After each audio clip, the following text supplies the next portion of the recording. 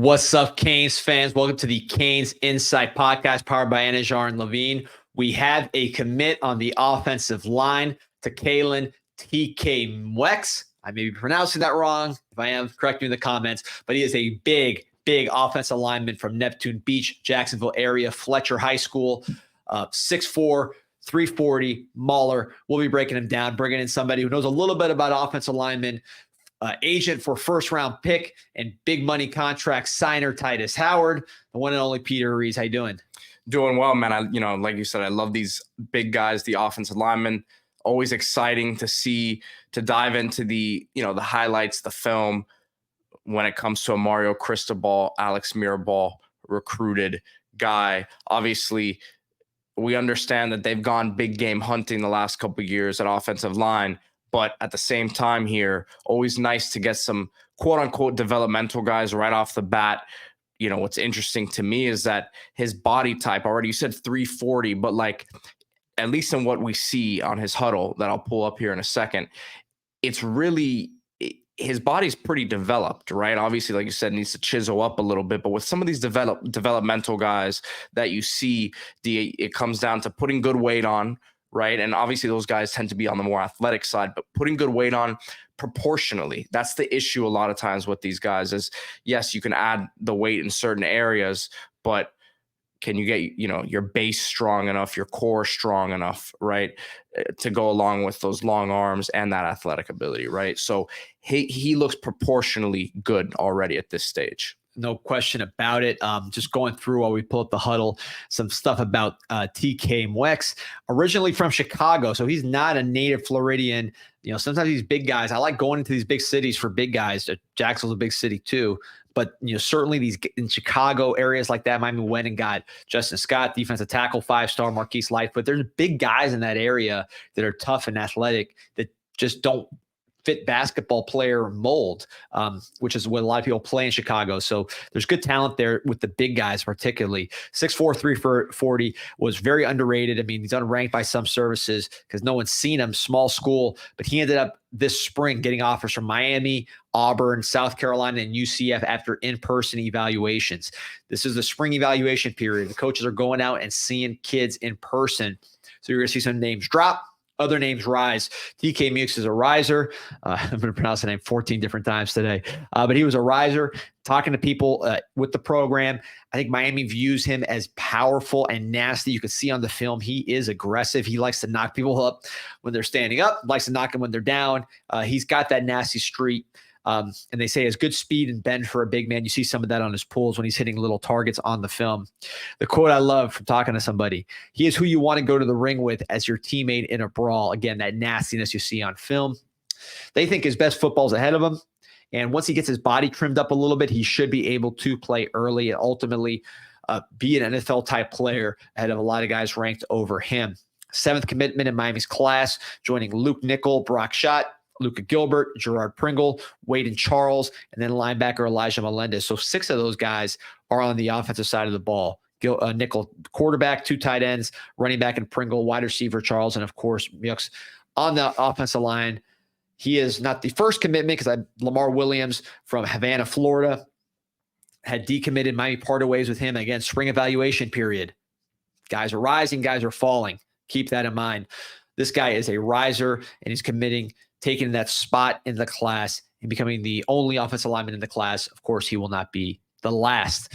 So that's a scoop, Pete. I mean, again, you've scouted offensive linemen as part of your agent job. I mean, it's not just, getting those guys contracts. You got to find out who's getting a chance to go pro before you waste your time working with them and investing in those guys. So what do you see using your eye, which has been trained over the years with TK here? Well, I was going to say offensive line is such a mentality position, D, right? And I think a lot of times nowadays, the guys who are playing, who are big time offensive line prospects, so to speak, didn't necessarily always grow up as an offensive, playing offensive line. They played other positions and maybe grew into it. Some of them may have been the big kid, but with that position in general, you can get away with being a big, pretty looking guy at that position. but it's such a mentality position. You see in the clips the nastiness here, right? I don't know if he's a freak athlete. I don't know if he has the most, I don't know what his testing numbers are going to look like, but you see him getting out, pulling, getting into space, right? You see him here, in a pass blocking situation.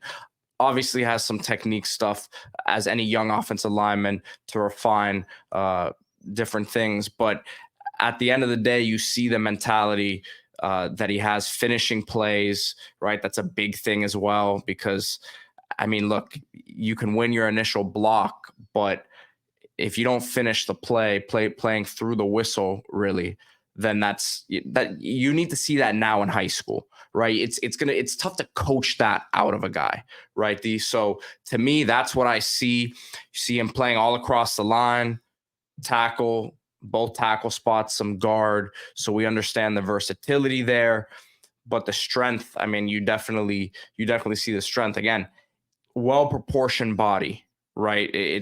You don't have to project what his body is going to look like once he gets into a college weight room, right? You're not guessing what his frame can hold. So those are some of my observations with him. Again, he's not playing the best competition, as you said, so that's a very difficult thing to evaluate. But the baseline of it is that, again, you see him finishing plays here. You see him playing through the whistle. Those are must-haves. The in-person evaluation, it's great that they really turned up the heat on him after seeing him in person, because that says a lot. And I'm excited to see how he continues to progress throughout his senior season. Yeah, and one thing I wanted to note is when you look at Mario's lines at Oregon, particularly the last one that he didn't coach, but there was the first Bo Nix line, which I believe was the best offensive line in the country statistically in terms of sack percentage and a bunch of metrics. Bo Nix barely got touched that year with mostly pretty much all Mario guys. Most of those guys were 3-star kind of guys that Mirabal found and coached up that had the size and the athleticism and the demeanor that he'd want. He'd sprinkle in some 5-star, some highly rated guys, but they weren't all like that. So look, Miami signed Francis Mauanoa, Samson Okunlola, some highly rated guys. In this class at center, you're after your Susu Alafatuli. He'd be like the Jackson Powers Johnson, the highly rated guy that you get and hopefully goes to the NFL. But you're surrounding him with some big guys with athleticism and nastiness that may not be the 3-star. You're catching them on the way up. Takaylen Muex being one of them. Jaden Wilkerson, another guy Miami really likes. Dimitri Manning from Washington, guy Miami likes. These are both guys with a lot of size and athletic ability. And then also Taron Hedrick from Naples. He's somebody with some size and athleticism that Miami is high on.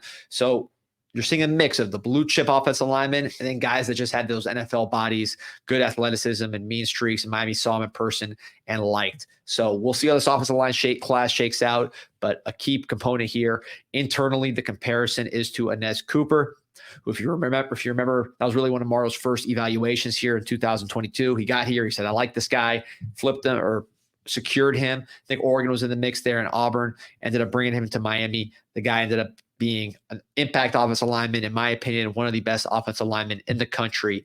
So that's the internal comparison with the size, athletic ability, and nastiness. And D, we're just showing his Twitter page there. He's going to be visiting Miami officially May 31st to June 2nd. So obviously he's committed now, but good to get him. I know there's going to be a wave of guys that are visiting over the next few weeks here. So good to have a committed guy there. And, just again, it's tough to make assumptions through looking at a social media page, but everything there is about his, just posting blessed to receive this offer. So looks like a straight to business guy and, seems to be all about football, which offensive line, that's why I like working with those guys, right? I mean, they tend to be that way. And the really good ones are definitely more so leaning that way than the other.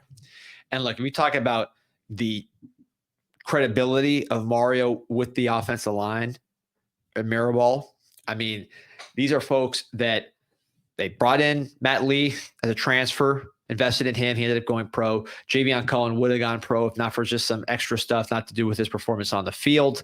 Jackson Powers Johnson, who they signed at Oregon, was a second-round pick this past season, number 44 in the draft. Of course, we all know the story with Penei Sewell, the highest paid offensive lineman in the league. Alex Forsyth, offensive tackle, who was drafted in the 7th round last year by the Denver Broncos. Brady Breeze, a big dude that was drafted by Tennessee. So they've gotten guys from Oregon that were drafted into the NFL in recent years. Ines Cooper will join all those guys. I should have mentioned Shane Lemieux, also drafted by the Giants. Jake Hansen, the Green Bay Packers. These were guys that were either coached, signed, or both by Mario Cristobal and Alex Mirabal. So they know how to find them. They know how to develop them. And judging by what they've done so far, Miami turning our offensive line from a laughing stock really to a big physical unit that was the strength of our team. Top 20 in sack percentage, top 20 in rushing yards per carry. You got to give them some faith. You don't give them blind faith, but they got a track record here, and they've saw this player in person, evaluated him, and offered him like several other schools in the SEC and other conferences did when they saw DK Muex. So great commit. Excited to see what he can do. And I think this is just going to be the beginning of a very, very busy month of May and early June. So stay tuned to the Canes Insight Daily Podcast. We're on every day, plus these instant reaction pods and CanesInsight.com, the busiest forums anywhere in Canes community, 6.9 million and counting in terms of posts. Hundreds of millions more views than that. It is so active, so up to date. You are addicted the second you plug in. So go to the CanesInsight.com forum. Speed, anything else? Yeah, the last thing here, I pulled up a picture. I don't know if you can see it, but a couple years ago when he was playing defensive line as well, when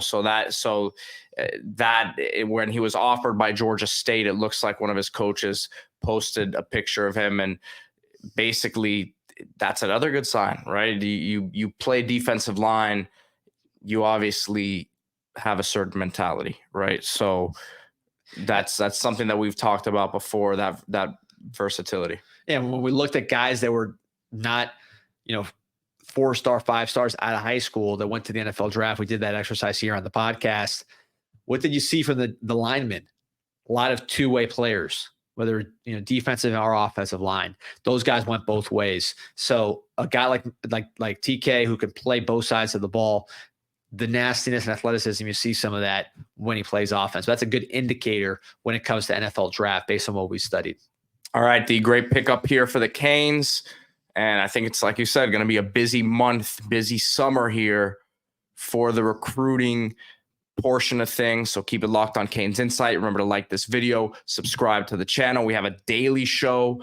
I know this is an instant reaction, but we have live podcasts, live Q&A with the fans. So follow us on all social medias and sign up for CanesInsight.com completely free. Go Canes. Go Canes.